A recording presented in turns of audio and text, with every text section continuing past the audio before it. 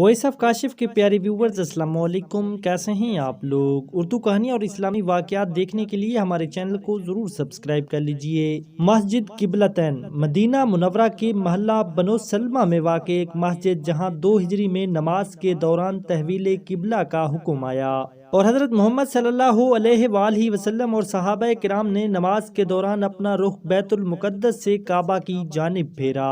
کیونکہ ایک نماز 2 مختلف قبیلوں کی جانب رخ کر کے پڑھی گئی، اس لیے اس مسجد کو مسجد قبلتین یعنی 2 قبیلوں والی مسجد کہا جاتا ہے۔ یہ مسجد بیار روما کے قریب واقع ہے۔ مسجد کا داخلی حصہ کعبہ دار ہے، جبکہ خارجی حصے کے محراب شمال کی طرف ہیں۔ عثمانی سلطان سلیمان اعظم نے 1543 میں اس کی تعمیر نو کرائی۔ اس کی موجودہ تعمیر و توسیع سعودی شاہ فہد بن عبدالعزیز کے دور میں مکمل ہوئی۔ اس نئی عمارت کی 2 منزلیں ہیں، جبکہ میناروں اور گنبدوں کی تعداد بھی 2 ہے۔ مسجد کا مجموعی رقبہ 3920 مربع میٹر ہے۔ حالیہ تعمیر نو پر 3,97 لاکھ ریال خرچ ہوئے۔ اس مسجد کا نام مسجد قبلتین ہے، جس کے لفظی معنی 2 قبلوں والی مسجد ہے۔ یہ نام اس مسجد کو اس لیے دیا گیا ہے کہ اس مسجد میں رسول اللہ صلی اللہ علیہ وآلہ وسلم نماز پڑھا رہے تھے کہ اس وقت مسلمانوں کا قبلہ مسجد اقصی ہوا کرتا تھا۔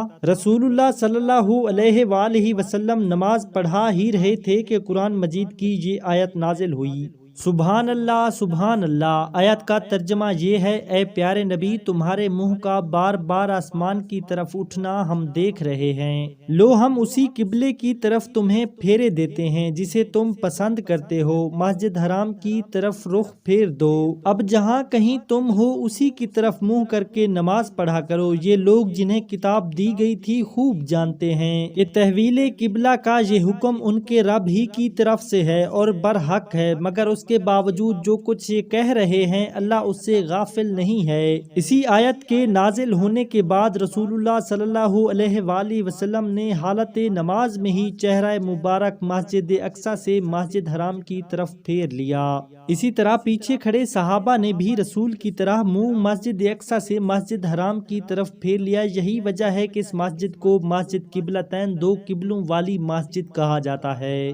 پیارے ویورز، اردو کہانیاں اور اسلامی واقعات دیکھنے کے لیے ہمارے چینل کو ضرور سبسکرائب کر لیجیے۔ اپنا بہت سارا خیال رکھیے۔ اللہ حافظ۔